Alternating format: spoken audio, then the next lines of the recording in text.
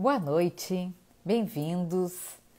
Estamos aqui começando hoje um bate-papo com os profissionais da saúde e com muitos pais que, ficam preocupados com a questão da obesidade infantil, para que a gente possa conversar um pouquinho sobre qual é a orientação nutricional mais adequada. Como que a gente garante uma orientação que sem privação, sem deixar a criança restritiva. Então é isso que a gente vai conversar hoje, um pouquinho. E ficam todos convidados para fazerem perguntas, para contribuírem, Porque a ideia, estão ouvindo bem? Estão conseguindo me escutar? Uma mãozinha para me dizer que sim? Beleza? Então, separei um material para a gente conversar um pouquinho sobre a orientação nutricional adequada para crianças e adolescentes, para que a gente possa conduzir a gurizada de uma forma não traumática, evitando gerar possíveis transtornos alimentares que são comuns. Para vocês terem uma ideia do que eu estou falando, há poucos dias atendendo uma criança de 9 anos, ela me disse: não quero me pesar, vou me pesar só amanhã depois da aula de ginástica. Deus, mas como assim? O que acontece depois da aula de ginástica? Eu vou ter emagrecido mais. Deu, opa. Já comecei a brincar que não seria por aí.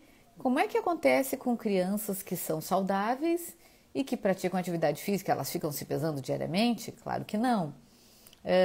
Uma criança que come de tudo fica preocupada com o peso, se está emagrecendo, se não está? Claro que não. E daí essa menininha que eu estava atendendo se deu conta que então não precisa mesmo. Mas às vezes a gente embarca, Então, os transtornos alimentares vêm, muitas vezes, justamente porque a gente está conduzindo de uma forma inadequada.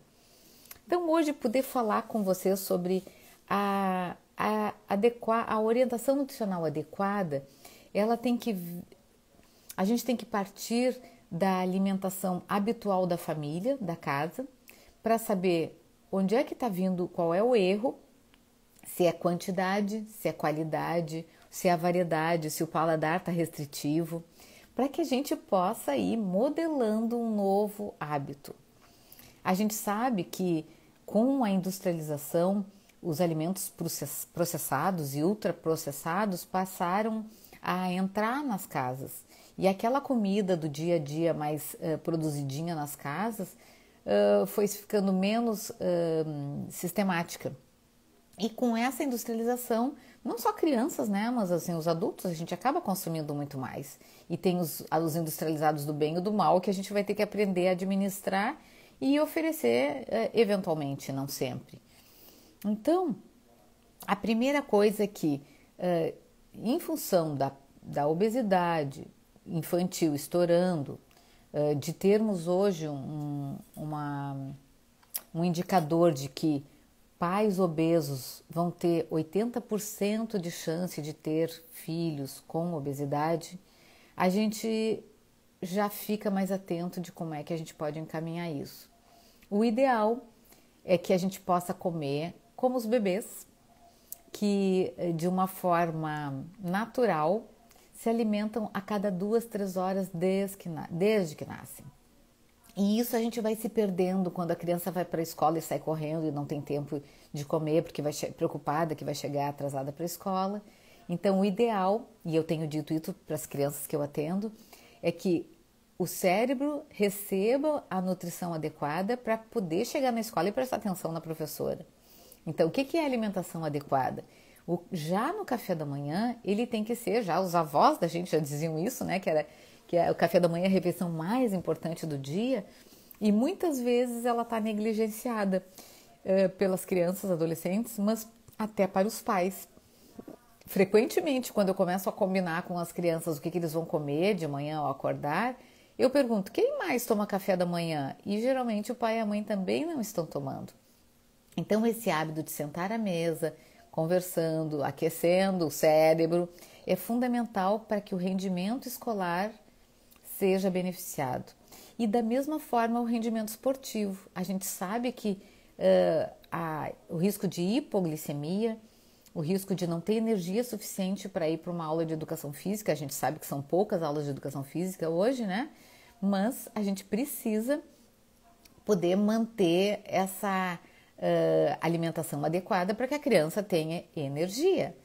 E quando a gente explica isso para os pequenos, eles se convencem e passam a fazer. E daí eu sempre avalio, né? E como é que tu se sentiu fazendo o cafezinho da manhã certinho de manhã? Com um pãozinho, um ovinho, um iogurte com cereais e fruta, uma vitamina. Geralmente é que eles ficam muito acesos, muito ligadinhos na tomada. Então, realmente, eles percebem. Então, é algo de se ensinar. Primeiro passo, então, para uma orientação nutricional adequada é o café da manhã. E o fracionamento é o seguinte passo dos mais importantes. Esse fracionamento, gente, ele precisa respeitar um intervalo de 2, 3 horas, porque é o tempo que a criança vai comer uma dose suficiente e vai queimar aquilo que ingeriu. Então, o lanche da escola, quando a criança faz um café da manhã saudável, o lanche da escola, eles geralmente não querem perder tempo para perder o recreio, as brincadeiras, enfim, a conversação. E daí, esse lanche do intervalo escolar pode ser uma fruta, se a criança conseguiu tomar um café da manhã bem. Ah, mas ela não tem vontade de comer de manhã. É porque não está acostumado. Então, a nossa capacitação para as famílias é muito pela insistência, porque a gente sabe que ritmo e constância, repetição vão formar o hábito. E se isso não for feito, dificilmente esse hábito vai vingar. E daí a gente vai ver adultos que chegam na vida adulta sem esse hábito de comer seguido, que é bem ruim, né? Que vai nos tirar a energia. Então, esse é o primeiro passo.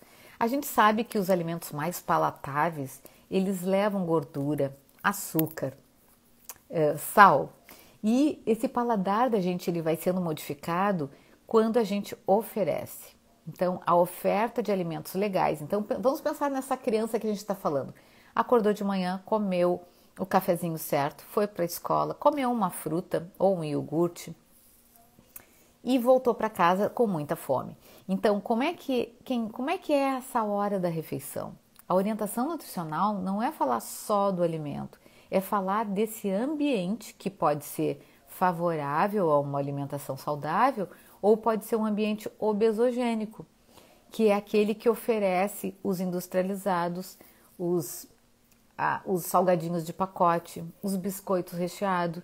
E a criança vai se acostumar a comer isso e o paladar dela, nas papilas linguais, fica todo voltado para esses rocks. Então, essa criança, dificilmente ela vai ter vontade de comer fruta se ela não come fruta. É bem comum eu perguntar para a família que chega no consultório com a queixa de que a criança está ganhando peso e que não come saudável, digo, que frutas essa criança come? E geralmente a mãe diz, maçã e banana. Eu disse, o que costuma ter na tua casa? Maçã e banana.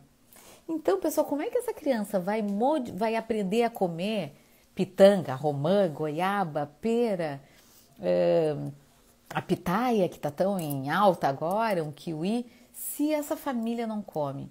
Então, a gente pensar na qualidade alimentar de uma criança ou de um adolescente tem a ver com a oferta da casa, como que os pais se alimentam e o que eles oferecem na casa.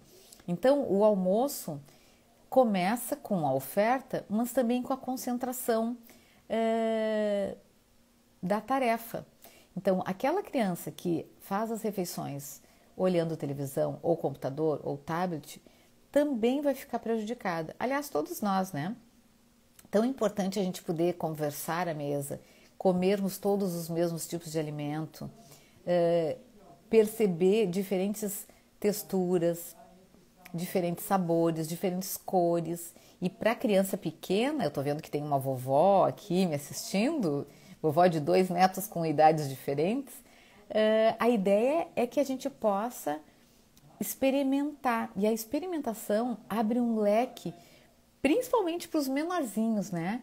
Até 2 aninhos, 3 aninhos, tudo que a criança for provar vai ficar no seu hard, né? No seu computadorzinho mental, de tudo que ela provou, e vai ficar registrado. Diferente daquela criança que vai entrando já na idade escolar, 6, 7 aninhos, sem provar. Ela vai ter um paladar mais restritivo. Então, tudo isso que a gente está falando diz respeito a uma orientação nutricional adequada, balanceada, equilibrada, sem proibição de nada absolutamente. Claro, a gente está vindo de uma semanada de Páscoa, onde entraram muitos chocolates para dentro das casas, e daí isso é algo que a gente pode prevenir, quer dizer, para a Páscoa do ano que vem, que a gente possa conversar com as famílias de que não tenha tanta oferta e que a oferta seja limitada, até porque, dependendo da idade, a criança quer mais o brinquedinho ou receber o ninho, as pegadinhas do coelho, do que propriamente os chocolates. Os chocolates que ainda estão dentro de casa, o que seria o ideal? Limitar, restringir, ir tirando, porque senão a criança vai ter mais dificuldade de comer fruta, gente. Não vai rolar, né? A gente começa a comer doce, chocolate, e depois acha a fruta sem graça. Mas quando a gente passa 2, 3 dias, experimentem, comendo frutas e verduras, o paladar vai modificando e a gente percebe as frutas muito mais doces. Outro aspecto importante é o consumo de líquido. A gente já sabe que criança não deve tomar refrigerante e também sucos naturais. Antigamente, sim, era uma recomendação, mas hoje a gente sabe que principalmente suco de laranja e de uva são hiperglicemiantes, que vão dar um pico de glicemia. Esse suco, se é engarrafado, tipo esses sucos de laranja pronto, há muito tempo já perdeu as vitaminas, minerais que tinham ali. Então a criança está tomando basicamente uma bomba de calorias cheia de açúcar e sem a vitamina C, que seria o desejável. Então, ou se faz um suquinho feito na hora, ou a gente vai deixar para matar a sede, de preferência sempre com água. E o refrigerante, claro, não precisamos nem falar, que é aquela para uma situação de uma festinha, uma ocasião que todo mundo está tomando refrigerante, a gente não vai privar nenhuma criança de tomar quando todos tomam. Mas a criança que cresce matando a sede com água, ela nem prefere o refrigerante, observem isso. Então a insistência de que essa recomendação hídrica é tão importante quanto alimentar. Já vimos que comer na frente da televisão e do computador é uma roubada. Já vimos que os ultraprocessados são muito mais palatáveis, então eles vão ter que ir sendo retirados de cena e vai entrar no lugar disso os alimentos mais feitos em casa. O bolinho de espinafre, para criança que não gosta de bolinho de banana, que pode ser até lanchinhos para a escola, né? Mas aquilo que é feito em casa tem outra qualidade, é outra dimensão. Sempre atentos que obesidade na família repercute na obesidade infantil. Então, teremos que mudar esse ambiente da casa. E agora há pouco mesmo, atendendo uma cliente que baixou bastante peso e trouxe junto a filhinha de 8 aninhos, a gente observa que a mudança foi geral da casa. Mesmo o pai, que era magro, entrou junto. Então, é preciso que esse seja um convite de uma coisa legal para todos, porque senão fica dieta e restrição, privação, e não é o que se quer. Isso é para a vida, né? Aprender a comer certo. Nós estamos falando que essa criança ou adolescente que já está sendo formada, né?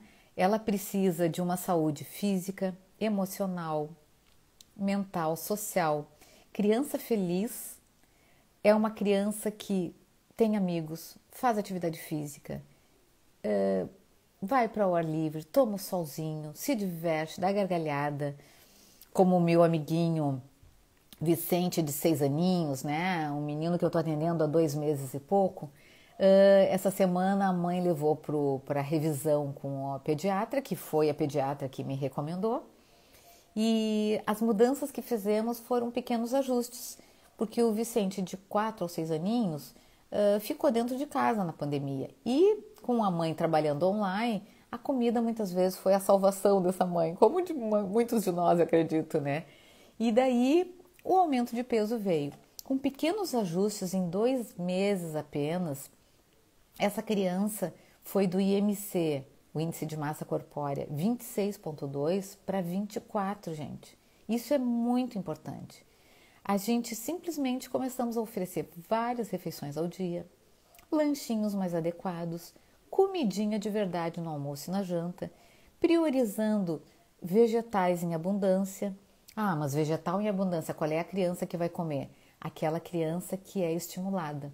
Então, muitas vezes, nas consultas semanais que eu acompanho o Vicente e sua mãe, ela me conta as estratégias que ela vem descobrindo, fazendo, que a gente conversa nas terças-feiras.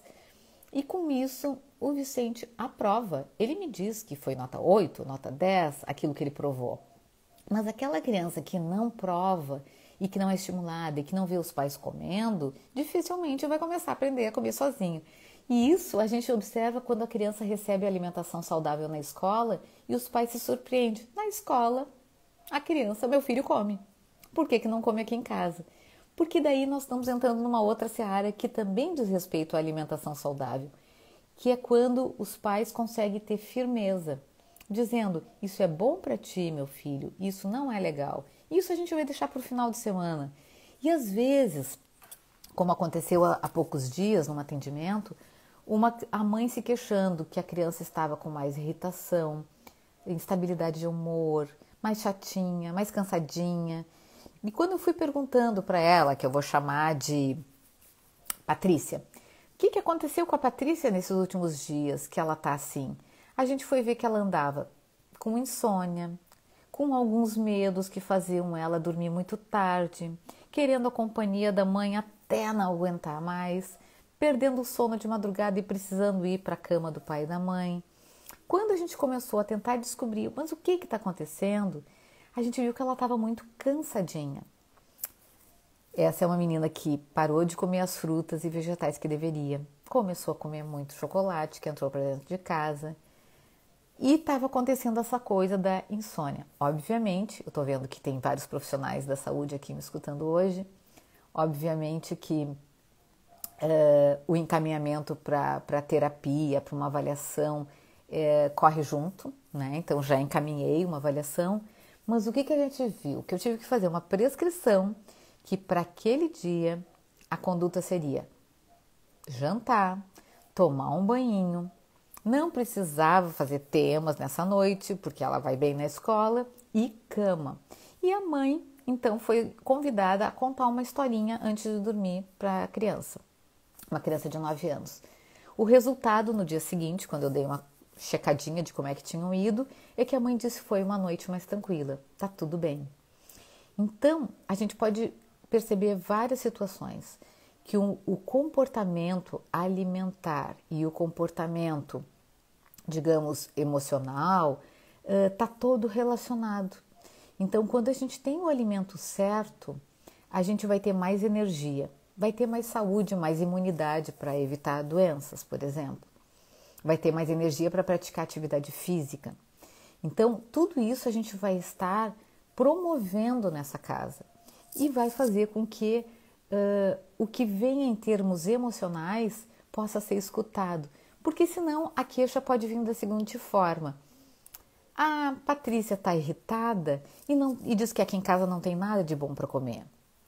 E a mãe entra no jogo achando que o problema é a comida que não está legal. E não é nada disso. A Patrícia está, na verdade, com pouco sono, está cansada, está irritada porque está precisando de mais limite, de um pulso firme dizendo: filha, já é hora de dormir, eu fico contigo, vou contar uma historinha e tu vai dormir e dá tudo certo. Quando a mãe consegue ser afirmativa, positiva na sua direção, no que é legal para essa criança e o que não é legal, porque eu quero chocolate, porque eu quero chocolate. Claro, tá comendo chocolate desde a Páscoa, o paladar tá super formiguento, mas quando a mãe consegue dizer: não, hoje, a partir de hoje não, no fim de semana, até tem Dia das Mães, não é mesmo? No fim de semana vai ter o chocolatinho, mas agora não.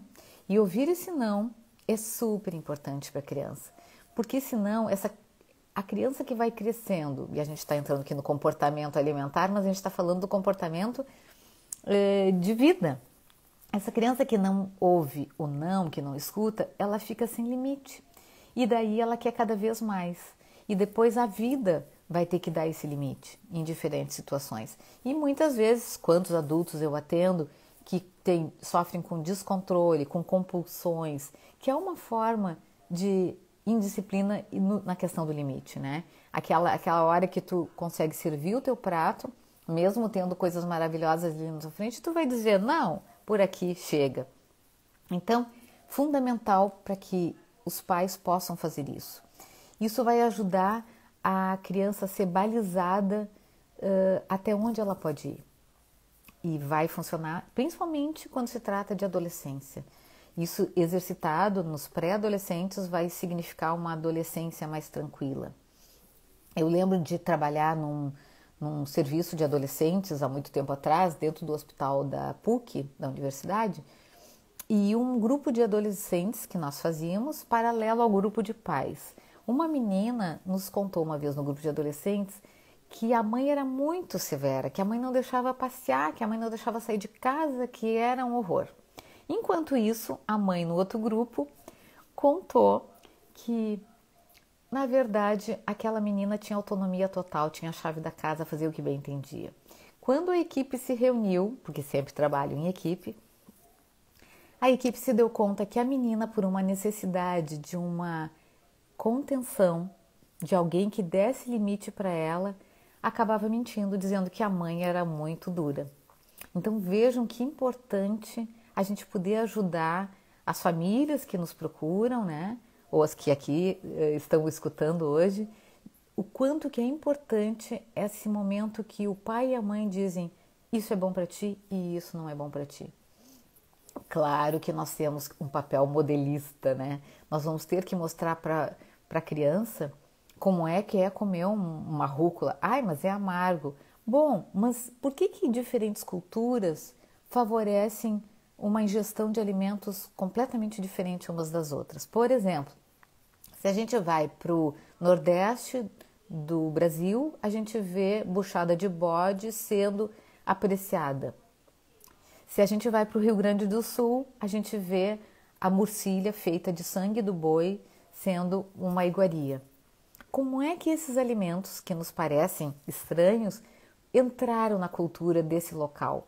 Foi pela oferta e foi porque pai, mãe, tio, avô serviam e que delícia que foi isso. A mesma coisa, que mais que pode ser diferente, um mocotó, né? Ai, Deus o livre comer isso, tripa. Mas isso vai entrando na cultura, nas famílias, à medida que se come, que se consome. E da mesma forma é com aquela família que oferece vegetais e aquela que não oferece. Quem nunca comeu berinjela nunca vai comer se não começar a provar. Então o caminho é oferecer pelo menos 10 vezes de formas de preparo diferente para aquela mesma criança, para a gente ter a certeza de que ela é intolerante ou que ela tem aversão a um determinado alimento. Do contrário, aí eu não gosto. Como ontem mesmo atendi uma criança, não gosta de cenoura. Eu disse, mas qual cenoura tu não gosta? A crua, porque a cozida ela gosta. Ou então, repolhinho. Ai, não gosto de repolho, parece um plástico. Daí eu tenho que concordar, eu também acho. Mas se for refogadinho, daí a mãe disse, tu já comeu uma vez e gostou. Então, vejam que importante a oferta maciça, insistente, persistente, porque é assim que a gente constrói um novo hábito. E educação alimentar é hábito construído pela repetição, mais ou menos como a escovação de dentes. Até que idade a gente precisou de pai e mãe nos lembrando? Já escovou os dentes depois da refeição? Até que chegou o momento que isso se tornou automático. Da mesma forma, a inserção de novos alimentos. O peixinho para quem não come, o brócolis e o couve-flor a gente sabe que são fáceis, né? Então, nós precisamos de condições físicas e emocionais para favorecer uma alimentação adequada entrando na vida das crianças e das famílias. Então, esse estímulo. Deixa eu ver o que mais que eu preparei para vocês. Uma coisa frequente que eu faço é pedir para a família ou para a criança uma autorização. Posso te acompanhar mais de perto nessa semana? Posso receber um diário alimentar teu de tudo que tu vai comer de hoje até o nosso próximo encontro? E essa prestação de contas, com autorização da criança, do adolescente ou da família, ou do adulto que eu acompanho, funciona super bem, mas eles precisam estar de acordo, porque à medida que eles vão nos mostrando, a gente vai validar. Olha que legal, olha como está colorido esse prato que tu me enviou. Olha, o tamanho da porção que tu botou aqui dessa carne está muito pequeno, pode ser maior. Ou então, tu botou muito pouco em nhoque, que é aquela massinha gostosa como eu fiz no dia de hoje, né? Tem muito pouco, tu pode dobrar essa quantidade que tu colocou. Porque qual é o risco? Quando a gente começa a comer menos do que devemos, a gente vai ficar com fome e o descontrole vai vir em um horário inadequado, um horário que nos atrapalhe.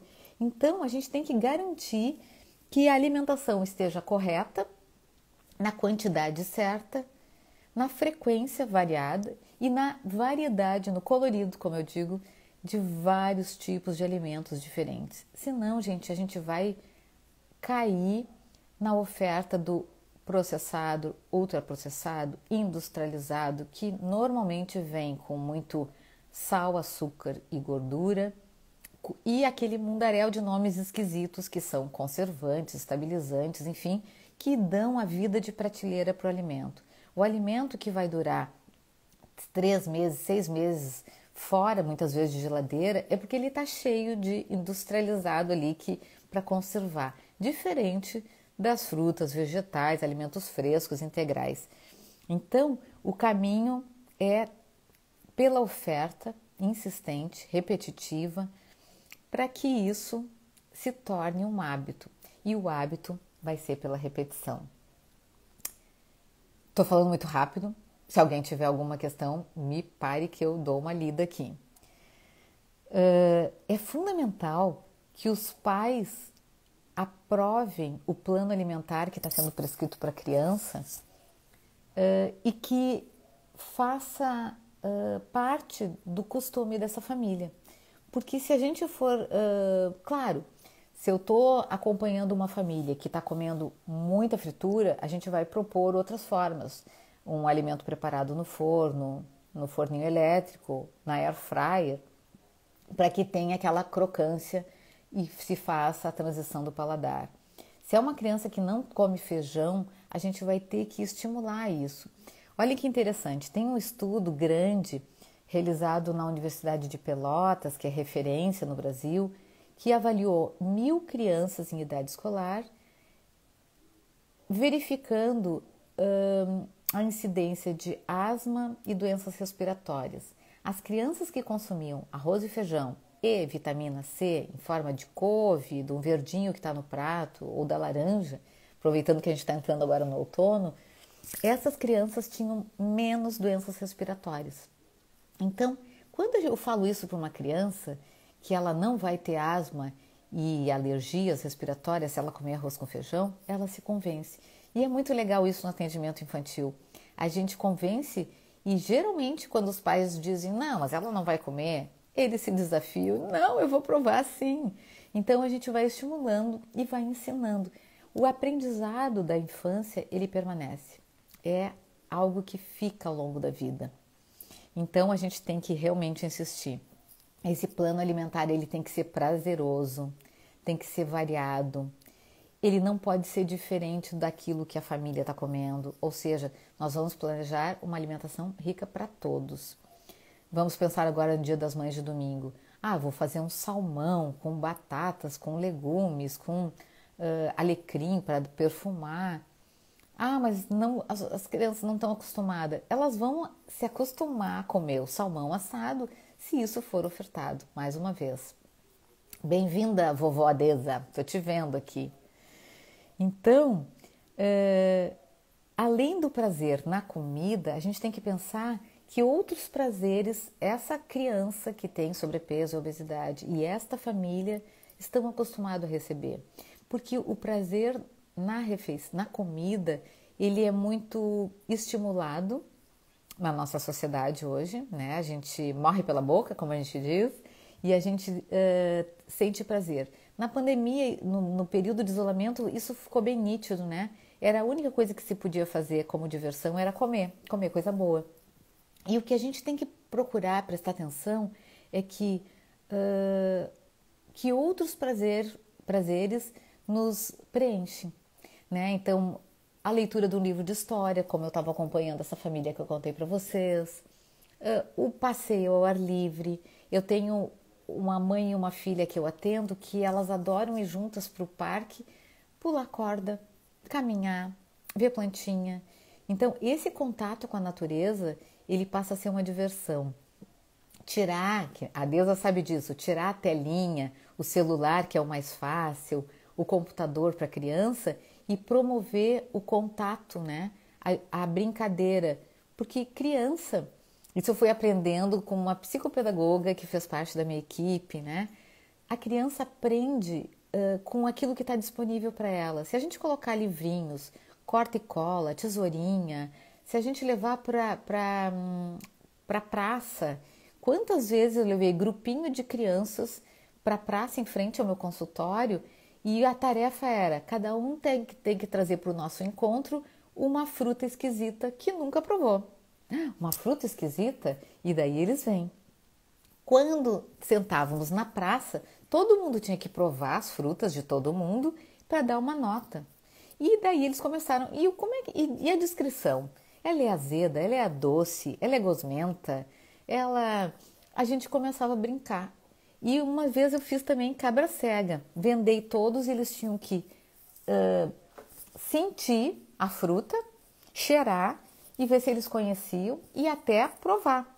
E os pais ficaram horrorizados, duvidando que as crianças iam conseguir fazer isso. Olha que interessante, a gente às vezes duvida que os nossos pitocos consigam se divertir de uma forma mais simples. E é isso, é como, eu ia dizer, como o bichinho, né? Adora o ar livre, contato com a natureza, com a grama, com o colorido dos materiais escolares, né? Com os joguinhos. Eu tenho jogado cartinhas Pokémon com um pacientinho que eu atendo, né? Que ele me mostra porque ele coleciona. Então, a gente tem que entrar no imaginário da criança para ver como que ela se diverte, para que a gente possa ver ela dando risada. E a alimentação correta, ela vai entrar nessa linha também, não com forçação de barra. Há um tempo atrás, uma mãe me disse, a fulana não aguenta mais comer mamão de manhã. Eu disse, mas por que tu tá dando mamão de manhã para ela? Então, se ela não aguenta, não insiste. Nós temos, em especial no Brasil, um arsenal de guerra. A gente tem frutas a cada estação que vão nos possibilitar uma variedade e cores muito diversificadas. Então, essa oferta tem que ser permanente. A gente sabe também que é bem importante que a criança vá na feira ao ar livre do produtor, para ver os produtos, sentir, porque a nossa criança de supermercado vê muitas vezes as coisas todas prontas, nunca viu no pé, na árvore, né? Como muitos de nós, às vezes não sabe nem como é que dá, onde é que dá o abacate, como é que é feito, como é que, né? E esse contato já na feira do produtor, ou mesmo no supermercado, o contato da criança no preparo da alimentação. Vamos fazer uma saladinha de fruta agora, ajuda a mãe. Isso também a gente pode estimular, porque todo esse contato vai fazer com que a comida entre de uma outra forma. Não é aquela coisa de sentar na frente da televisão, abrir um pacote pronto e comer, mastigar sem sentir nem o gosto, né? O que mais? A gente sabe que as famílias estão muito orientadas hoje pelo Dr. Google, por todos os inúmeros programas de televisão, hoje em dia com tantas informações via Instagram, Facebook, nos canais de YouTube, tem muita coisa disponível, tem os pediatras assistindo, eu vi que a Camila entrou aí agora, Então a gente está sendo orientado por N formas, mas contraditoriamente a gente vê a obesidade infantil estourando. O que isso nos diz? Nos diz que, embora a gente tenha informação, a gente não consegue executar a mudança. Então, é importante para os profissionais da saúde que estão acompanhando famílias, que estão querendo mudar, é isso, a gente ajudar para que, desde do planejamento, a lista de compras, a lista pensada em pratos que vão ser ofertados nesse final de semana de Dia das Mães, por exemplo. O que eu preciso ter em casa? De forma que o bolinho do Dia das Mães, a sobremesa, um prato especial, ele seja pontual e não uma oferta permanente. E que a oferta permanente seja aquela colorida, diversificada. Para que a gente possa reverter esse quadro que o bicho está pegando, né? Que mais? A gente tem muitos assuntos para falar e a gente tem falado isso todas as quintas-feiras, né? Pelo canal do YouTube, pelo Instagram. Hoje eu não consegui entrar no YouTube, deu algum problema ali, mas estou aqui com vocês. Mas a gente tem muitos temas para falar. Por exemplo, como que a gente usa a comida de forma inadequada, e isso pode dar para a próxima semana. Como que a gente usa a comida de uma forma adequada, sem presentear, sem castigar, sem oferecer como recompensa, porque isso também vai introduzir um padrão que não é legal, né? Então, finalizando assim o nosso contato hoje, sem ir para outras dimensões do problema, a orientação nutricional adequada para os pais procederem em casa e para os profissionais da saúde ajudarem as famílias é essa, uma frequência do número de refeições variadas, pelo menos 5, 6 refeições ao dia, para que nunca se tenha fome, uma variedade nos produtos, uma oferta que seja, quem sabe introduzir a cada 1 dia, 2 dias, uma fruta que ele não conheça, ou por semana que seja, e deixar pratos coloridos tanto no almoço e na janta. Para os pequeninhos, as carinhas, que eles adoram brincar. Para os maiorzinhos, algo que seja palatável, por exemplo, massinha yakisoba, que todo adolescente gosta, com vegetais, mas feita em casa, e não aquela que vem com muita gordura, né? Então, uma oferta na quantidade certa, na qualidade e na variedade. Esta é a orientação adequada, que a gente possa ter, modificar essa seletividade das crianças, né? E dessa forma a gente vai modificar o paladar. Esse caminho que é muito seguro para que a gente não desenvolva transtornos alimentares, para que a gente possa estimular os nossos pequenos a comerem saudável e com isso adquirirem um hábito que vai ser levado para a vida toda. Então, orientação nutricional muito colorida. Não é a troco de nada que eu botei aqui todas as cores que eu pude hoje. Tem o quadro colorido, tem a camisa verde, que é para lembrar isso aí, tá bom? Um abração grande a todos e até a próxima quinta-feira.